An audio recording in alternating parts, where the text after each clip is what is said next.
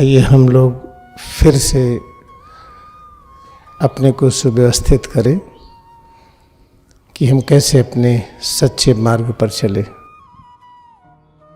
परंपरागत से हमें मनुष्य कहा जाता है और मनुष्य में हम बांट दिए गए हैं कि हम फॉरवर्ड हैं कि बैकवर्ड हैं, हम ज्ञानी हैं कि अज्ञानी हैं, अच्छे हैं कि बुरे हैं। एक तरह तरह के बंटवारा हुआ।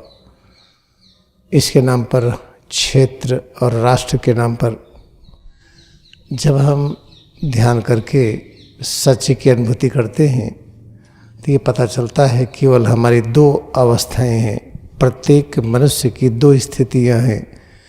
एक है जब ईश्वर के संतान के रूप में है, चाइल्डहुड स्टेट। एक है जब वो वयस्क हो जाता है। वयस्क स्टेज को प्रॉफिट कहते हैं, पैगंबर। तो चाइल्डहुड से वयस्क तक पहुंचने में अनेक प्रकार की स्टेजेज आती हैं जिसको ज्ञान के भिन्न भिन्न स्वरूप कहते हैं। जैसे जब हम चाइल्डहुड अवस्था है, इसमें जो हमारी स्थिति है उसको शूद्र कहते हैं। शूद्र का मतलब है कि बच्चे चॉकलेट पर, चूरन पर, पतंग है, गुब्बारा है, छोटे मोटे खिलौने हैं, इसमें उलझे रहते हैं। जीवन का लक्ष्य पता नहीं चलता है। फिर उनको परिचय कराया जाता है ज्ञान से। दो प्रकार का ज्ञान जिसे द्विज कहते हैं। दो प्रकार का ज्ञान, क्या सच है क्या गलत है। तो इसमें सच और झूठ इसका ज्ञान कराया जाता है। सच मार्ग शांति का मार्ग है। सच मार्ग में ज्ञान बढ़ता है, शक्ति बढ़ती है, बीमारियां दूर होती हैं, चिंता दूर होती है। जिसको सच के मार्ग पर चलना आ गया या इसको समझ गया, फिर झूठ के मार्ग को नहीं अपना पाता है। तो शिक्षा का दूसरा स्तर है जिसे हम द्विज कहते हैं। फिर सच मार्ग पर चलते चलते उस शिक्षा के अगले स्तर पर पहुंचता है जिसे विप्र कहते हैं। विप्र है शिक्षा का अगला स्तर। विप्र में दो स्थितियां हैं। एक है विप्र की सामान्य स्थिति और एक है विप्र की ऊपर की स्थिति। तो जो विप्र के ऊपर की स्थिति है ये प्रारंभिक है, बिगिनिंग, और ये है उच्चतम स्थिति। उच्चतम स्थिति में हम त्रिगुणातीत होते हैं। हम किसी भी गुणों से प्रभावित नहीं होते हैं।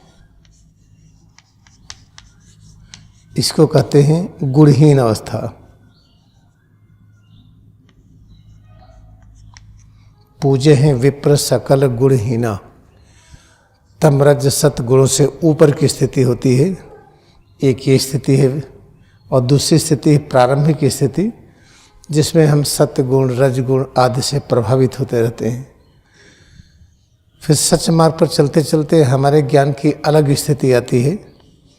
जब हमें ब्रह्म ज्ञान हो जाता है तो हमें ब्राह्मण कहा जाता है।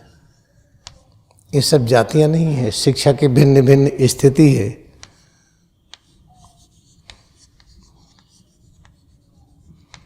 ब्राह्मण जब ब्रह्म ज्ञान होता है, ब्रह्म ज्ञान क्या है? हमें ज्ञान हो जाए निर्माण का, कैसे हड्डी बना लें और चीज़ों को बना लें, बाहर कोई चीज़ बना लें, जैसे ब्रह्मा बनाते हैं। सजगता अनंत हो जाती है। फिर सच मार्ग पर चलते चलते अगला और ज्ञान होता है जिसमें हम सबकी सुरक्षा कर लेते हैं, जिसे क्षत्रिय कहते हैं। ये ज्ञान की उच्चतम अवस्था है। इसलिए छत विक्षत छत कहते हैं। जैसे कोई चीज़ टूट फूट जाए, कोई चीज़ नुकसान हो जाए,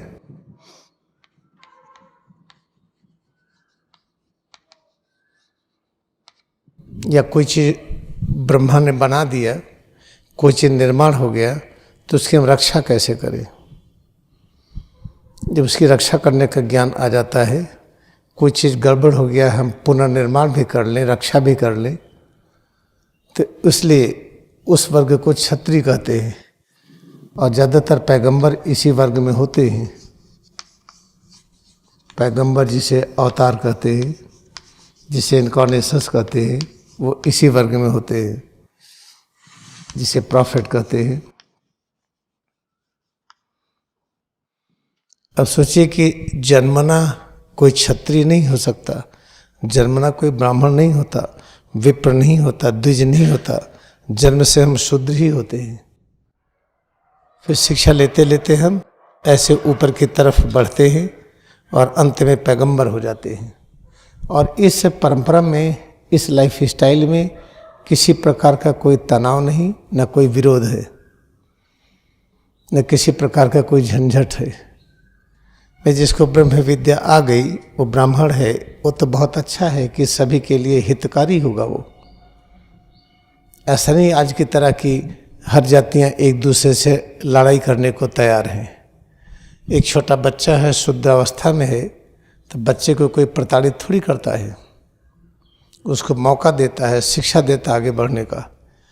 वही बच्चा द्विज हो गया, दो प्रकार का ज्ञान से परिचय हो गया, सच क्या है, झूठ क्या है, सच मार्ग शांति का है, ज्ञान का है, शक्ति का है, जीवन का है, और झूठ मार्ग में इसका उल्टा होता है। वही जब सच मार्ग पर चलने लगा तो अगली शिक्षा, अगला ज्ञान प्रकट हुआ विप्र का। और विप्र की प्रारंभिक स्थिति है जिसमें हम तमरज सतगुणों से कुछ न कुछ प्रभावित होते रहते हैं।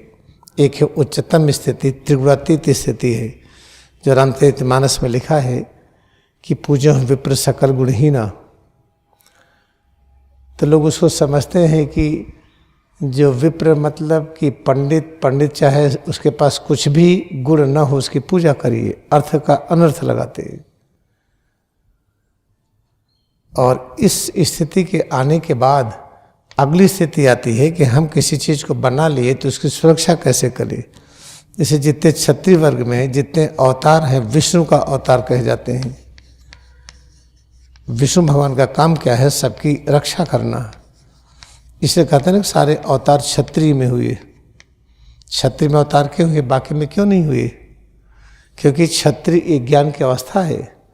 इस ज्ञान में क्या होता है कि हमें वो शक्ति प्राप्त होती है कि हम कैसे रक्षा करें। तो इसको समझना चाहिए हम सबको। जो जन्मना जातियां हैं, इसका सिद्धांत भारत से हट जाना चाहिए।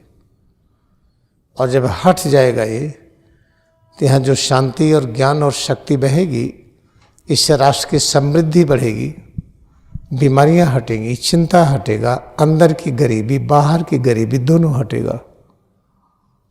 तो कितना आसान है, इसको कैसे पाएंगे हम? अगर हमारी स्टेट चाइल्डहुड स्टेट है तो हम कौन सी एजुकेशन करें? ये देखा गया कि अगर हम क्रिया योग का अभ्यास करते हैं तो ये स्टेज अपने आप आती है, जैसे ऑटो सेटअप प्रोसेस है। जब हम क्रिया योग का अभ्यास करेंगे तो सारी स्थितियां अपने आप आने लगती हैं। हम शुद्ध से द्विज में, द्विज से विप्र में, विप्र से ब्राह्मण में, ब्राह्मण से क्षत्रिय में अपने आप प्रवेश करने लगते हैं। अच्छा, अभी क्या कहा जाता है कि ब्राह्मण, क्षत्रिय, वैश्य, शूद्र। ब्राह्मण की जात सबसे ऊपर और शूद्र की सबसे कम। तो फिर अवतार क्षत्रियों में क्यों हुए? ये गलतियाँ इसलिए करते हैं कि जातियों को जन्मना मानते हैं। कोई जन्मना डॉक्टर नहीं होता, उसको पढ़ना पड़ता है डॉक्टरी। जन्मना कोई इंजीनियर नहीं होता है, उसको इंजीनियरिंग पढ़ना पड़ता है। अब समय आ गया है कि भारतवर्ष के प्रत्येक नागरिक ये समझे कि अगर क्रिया योग ध्यान करते हैं तो उनका जो इंद्रियों में एक आकर्षण है, इंद्रियों के तल पर जो राग द्वेष है, शब्द स्पर्श रूप रस गंध के तल पर जो हमारा अटैचमेंट अवर्जन है, राग द्वेष है, हम उससे मुक्त हो जाते हैं। बस क्रिया का अभ्यास करते जाइए और शूद्र से क्रमशः हम ऊपर की तरफ उठते जाएंगे अपने आप।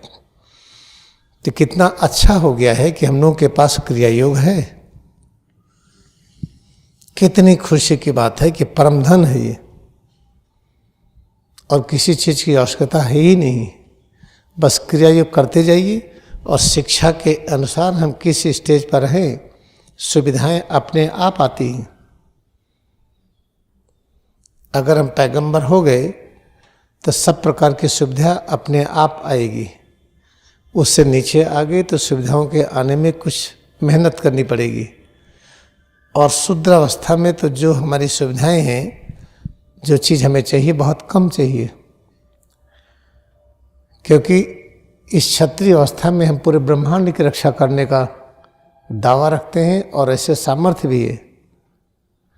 और शुद्रावस्था में हम अपनी भी रक्षा नहीं कर पाते हैं। जन्म तो जायतो शूद्र, संस्कारा द्विज। संस्कार कहते हैं शिक्षा देना, शिक्षा है क्रिया योग ध्यान। तो उसके बाद द्विज हो जाते हैं, द्विज के बाद हम विप्र हो जाते हैं, वेदवाठी विप्र, ब्रह्म जानाति ब्राह्मण, फिर ब्राह्मण हो गए। उसके बाद और आगे पढ़ते हैं तो विष्णु की शक्ति प्रकट हो जाती है। इसे देखिए ना कि हर अवतार क्षत्रियों में क्यों कहा जाता है, लेकिन उस तरह से नहीं जैसे हम लोग समझते हैं। किसी के कोई परिवार में क्षत्रिय रहा, राम रहा, तो उनके वंशज में सब राम हो जाएंगे, ऐसा नहीं है। सब शुद्ध ही पैदा होंगे। उनको ध्यान और तपस्या करके, शिक्षा लेकर के राम के स्थान पर पहुंचना पड़ेगा। जय श्री राम कह देने से हम उनके अनुयायी नहीं हो जाते हैं, याद रखिएगा।